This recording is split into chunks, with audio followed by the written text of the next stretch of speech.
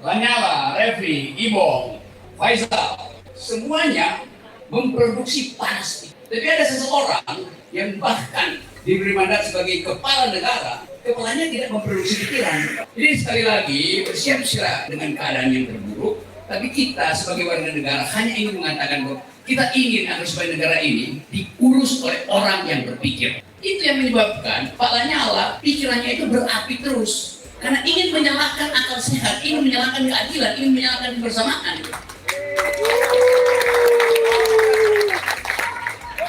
Itu sebabnya kita menginginkan ada orang yang pindah dari sini ke istana supaya tahu apa artinya kemakmuran keadilan berdasarkan pengalaman penindasan kolonialisme.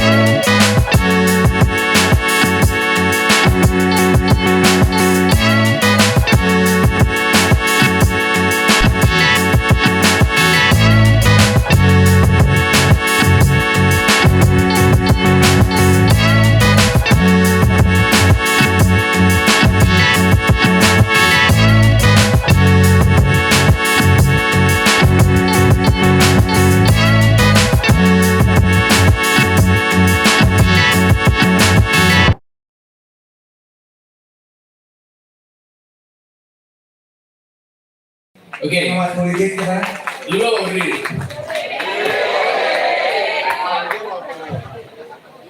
Saya memang mau menjauh dari panggung itu karena saya kepanasan. Apalagi dekat Pak Lanyala, dia selalu menyala sehingga panas terus orangnya. Lanyala, Refri, Ibong, Faisal, semuanya memproduksi panas pikiran. Tapi ada seseorang yang bahkan diberi mandat sebagai kepala negara, kepalanya tidak memproduksi pikiran.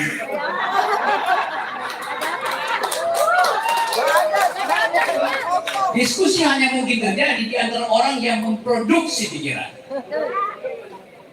Jadi ini penuh dengan merah putih, tapi ini bukan Satgas Merah Putih ya.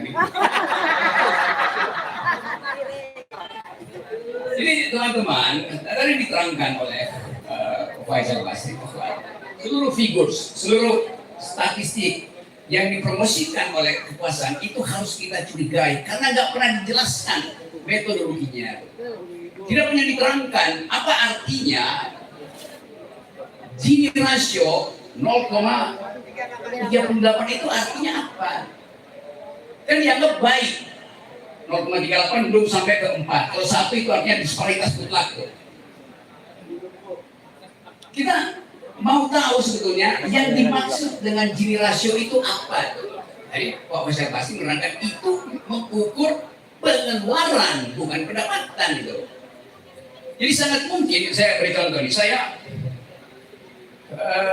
dosen, lalu ada petugas statistik tanya ke saya, Pak Rocky pendapatannya berapa? Saya bilang, saya udah berhenti jadi dosen, maka pengeluaran Anda berapa Pak Rocky? Pengeluaran saya 10.000 rupiah per hari itu. Dia tanya kok hanya 10.000, ya saya hanya makan pisang. Iya, karena saya sudah naik gunung, saya hanya butuh pisang. Di dalam pisang ada mineral, ada protein, ada karbohidrat, ada air. Anda bawa pisang itu udah cukup Anda jalan 5 jam tuh. Ada air di situ, ada karbohidrat di situ, ada mineral, ada protein tuh. Dan pisang. Oh oke, masuk akal. Terus petugas itu pindah pada seseorang yang ada di samping saya di sebuah kafe itu. Dia tanya, Anda pengusaha batubara, pengusaha sawit? Dia bilang, saya dua-duanya, pengusaha batubara, pengusaha sawit. Pengeluaran Anda berapa? Petugas statistik bertanya, dia bilang, pengeluaran saya 10.000 rupiah. Petugas statistik bingung, kok 10.000? Oh iya, karena saya cuma disuruh makan vitamin C setiap hari oleh dokter. Ya, yang lain nggak boleh makan. Asam urat lah, asam otak lah. Jadi saya dan si oligarki sama pengeluarannya 10.000. Lalu orang itu, petugas BPS datang ke mahasiswa saya, dia tanya, namanya Sri. Mbak Sri, pengeluaran kamu berapa sebagai mahasiswa? 10.000 juga. Loh, kan mahasiswa mesti makan 3 kali sehari. Mahasiswa saya bilang begini, saya mengeluarkan 5.000 rupiah hanya untuk makan pagi. Petugas statistik tanya, lalu siang sama malam apa?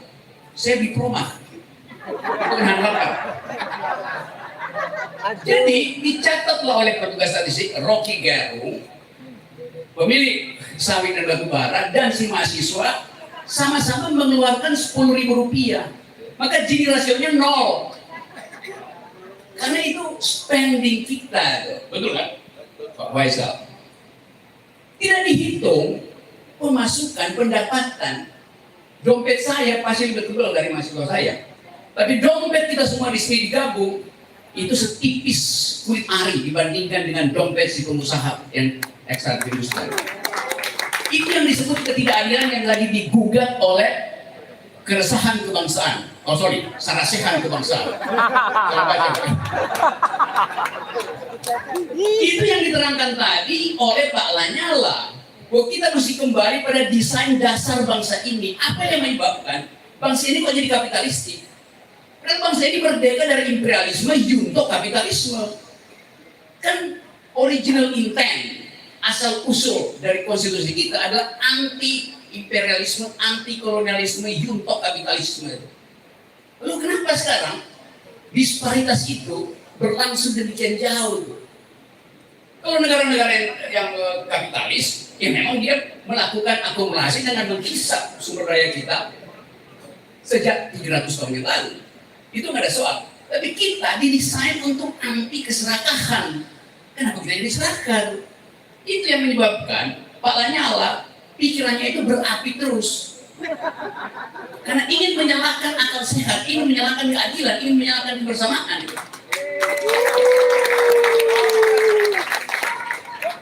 Itu sebabnya kita menginginkan ada orang yang pindah dari sini ke istana supaya tahu apa artinya kemakmuran keadilan berdasarkan pengalaman penindasan kolonialisme. Jadi nanti satu waktu kita akan minta Pak Lanyala tidak lagi menerangkan poin pikirannya di sini, tapi dalam pidato kenegaraan suatu waktu di 17 Agustus. Masuklah provokasi saya. Jadi teman-teman sekalian, kita balik lagi pada keadaan hari ini. Kita coba bayangkan, pemilu itu bisa jadi apa enggak? Gitu.